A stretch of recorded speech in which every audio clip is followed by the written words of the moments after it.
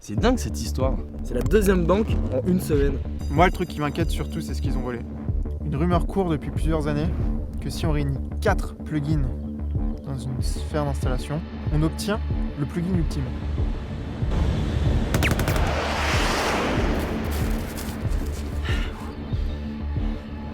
On n'aurait pas pu trouver un endroit encore plus paumé comme repère secret. Tiens, deuxième plugin. Quoi?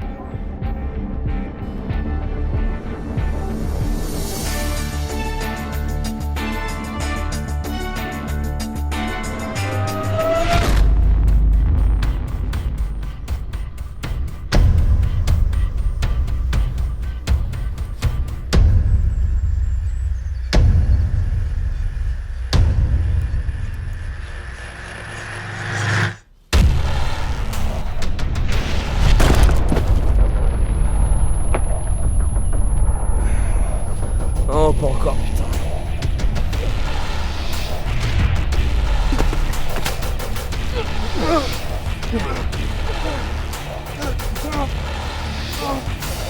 Pourquoi tu lui fais pas un super punch?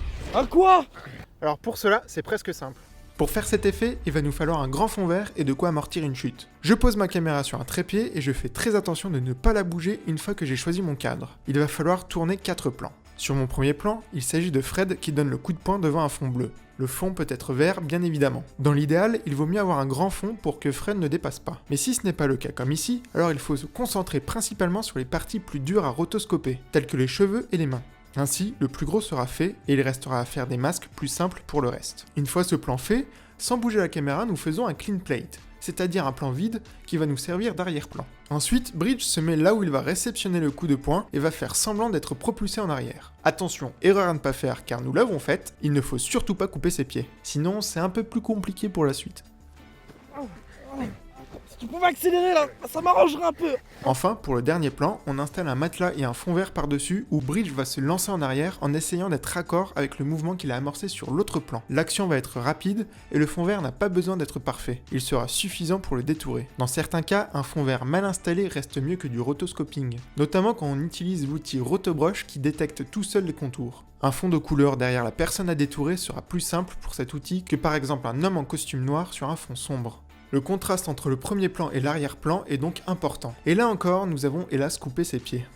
On importe tous nos plans dans After et nous allons les préparer un à un. D'abord, on supprime le fond bleu de Fred avec l'effet Keylight. On prend la pipette et on sélectionne le bleu. Ensuite, on change les divers paramètres pour avoir le meilleur résultat. Pour mieux voir les contours et le bruit, on peut se mettre en Screen Mate. Si le bruit persiste après avoir touché au réglage, alors on peut changer la méthode de remplacement en source. Je vais ensuite couper mon calque là où je veux que mon plan commence, afin de ne pas perdre de temps à faire des masques sur tout ce qui est avant. Pour cela, je peux scinder le calque en faisant calque, scinder le calque, ou alors le raccourci commande Maj D. Il ne reste donc plus qu'à faire un masque autour des parties qui dépassent et de les animer avec des points clés. Il est possible de désactiver les masques le temps de l'animation pour mieux voir ce que l'on fait et de les réactiver à la fin. Voilà, nous avons notre plan de Fred. Nous pouvons maintenant ajouter le clean plate et le placer en dessous de Fred. Ensuite, on met entre les deux le plan de Bridge qui amorce le mouvement. Je le cale par rapport au plan de Fred et je fais un masque très brut autour de lui avec un contour progressif. Je vais maintenant choisir le moment où il va être propulsé en arrière. À partir de là me semble correct. Donc à partir de cette image que je vais le rotoscoper. Bien sûr, j'aurais pu également le filmer sur fond vert ou bleu, ce qui m'aurait facilité la tâche. Mais je vais vous montrer une astuce si nous n'avons pas de fond. Car oui, tout est possible.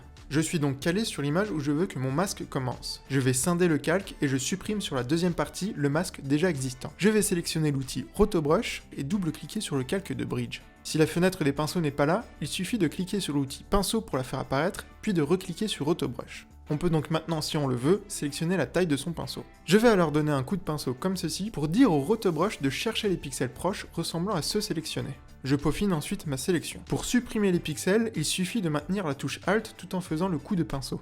Je vais maintenant aller d'image en image et vérifier que la sélection est toujours correcte. Et si ce n'est pas le cas, je corrige en rajoutant ou en enlevant des pixels. Une fois mon rotobrush fait jusqu'au bout, je peux retourner sur ma composition et je peux améliorer les paramètres de celui-ci si nécessaire. Dans notre cas, tout va se passer très vite et on ne verra pas les détails. Je reviens donc au point de départ de mon calque et je vais activer les points clés pour la position et l'échelle. Je vais plus loin dans ma vidéo et je diminue sa taille et je le déplace. Nous avons maintenant un début d'action. Arrivé au dernier point clé, c'est là qu'il y aura ma transition avec le quatrième et dernier plan. Je scinde à nouveau mon calque et je supprime le surplus. J'ai un peu de mal à me concentrer, tu m'excuses? Eh ben t'as qu'à faire des efforts. Bref, j'importe mon quatrième plan de bridge sur fond vert. Je supprime le fond vert toujours avec l'effet Keylight et je change les paramètres pour avoir un résultat correct. Ce n'est pas grave si ce n'est pas parfait car l'action sera rapide et loin. Je choisis le moment de transition entre le premier et le deuxième bridge pour couper mon calque. Comme pour Fred, j'anime des masques pour les parties qui dépassent du fond. Une fois les masques terminés, je le cale par rapport à l'autre et j'anime sa position et son échelle pour finir le mouvement entamé par le plan d'avant. Voilà, l'action est au complet. On peut clairement voir les deux transitions, surtout à cause des pieds coupés qui nous posent problème. Pour cacher un maximum de défauts, je vais activer le flou de mouvement sur mes deux calques. Si le flou de mouvement n'est pas assez prononcé, je peux rajouter un effet de flou directionnel pour encore plus accentuer. Certains détails sont là pour ajouter du réalisme, mais aussi parfois pour cacher les défauts d'un effet. Un flash de lumière par exemple ou un autre effet permet d'attirer le regard à un autre endroit et de cacher une transition. J'ai donc rajouté une onde de choc, un peu de sang, de la poussière, un petit flair et une deuxième onde de choc sur laquelle j'ai appliqué l'effet Shine pour donner de la puissance et un côté cartoon à notre effet. Et enfin, j'ai également rajouté une ombre lorsque Bridge touche le sol. On peut également rajouter une petite correction colorimétrique et quelques effets de style. Et voilà.